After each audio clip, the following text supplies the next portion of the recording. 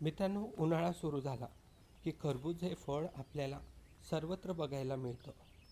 हे फळ खायला इतकं चविष्ट आहे की ते लहानांपासून वृद्धांपर्यंत सगळ्यांना पसंत असतं. पण खरबूज खाताना काही महत्त्वाच्या गोष्टी आपण लक्षात घेतल्या पाहिजे. जर या गोष्टी तुम्ही लक्षात घेतल्या नाहीत आणि या चुका केल्यात तर मग खरबूज खाल्ल्यानंतर तुम्हाला याचे काही वाईट परिणाम भोगावे लागू शकतात. त्यामुळे 2 मिनिटाचा हा व्हिडिओ पूर्ण बघा. तर चला सुरुवात करूया.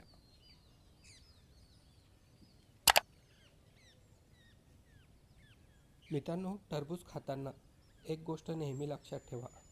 टरबूज खाण्यापूर्वी ते स्वच्छ पाण्याने धुवावे, जेणेकरून बाहेरील कवच स्वच्छ होईल.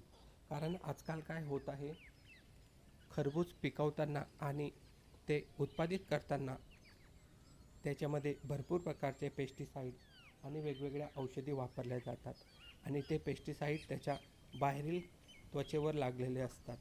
काही पेस्टिसाईडमध्येही जातात, परंतु आपण त्याचं काही करू शकत नाही.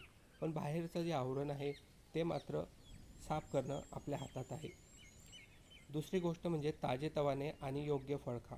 नेहमी ताजे आणि पूर्ण पिकलेले खरबूज आपल्याला निवडायला हवे. कापलेले किंवा रस्त्यावर उघड्यावर विकले जाणारे खरबूज खाणे टाळा, कारण त्यामध्ये फूड पॉयझनिंग आपल्याला होऊ शकतं. मित्रांनो, खरबूज खाताना इतर पदार्थ त्याच्यासोबत खाऊ नका.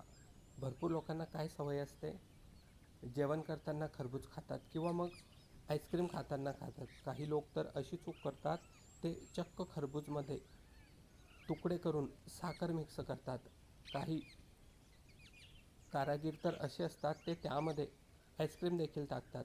तर ह्या गोष्टी पूर्णपणे चुकीच्या आहेत. अशा गोष्टी आपण टाळले पाहिजे. जर तुम्ही अशा चुका वारंवार केल्या तर मग खरबूजचा तुम्हाला फायदा नाही तर तोटा होईल. कारण हे फळ जरी आरोग्यासाठी चांगलं असलं, पण जर आपण त्याचं चुकीच्या पद्धतीने सेवन केलं तर मग ते घातक ठरू शकतं.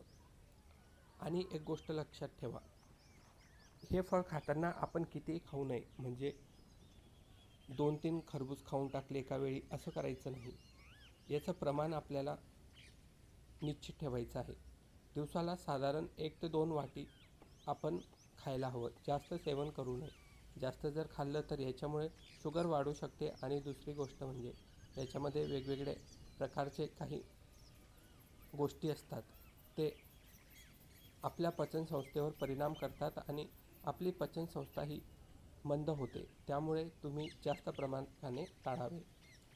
आणि बाजारातून जेव्हाही तुम्ही हे फळ आणाल तेव्हा त्याला नीट धुवून घ्या आणि शक्य असेल तर चांगलं पिकलेलं व्यवस्थित कलर आलेलं फळच आणा.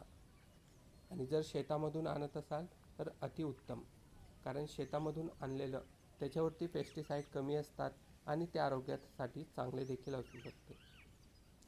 मित्रांनो, आजकाल काय होत आहे, भरपूर तरुण पिढी तर काय वृद्ध लोकंसुद्धा आपल्या आहारामध्ये तेलकट पदार्थांचा समावेश करत आहेत.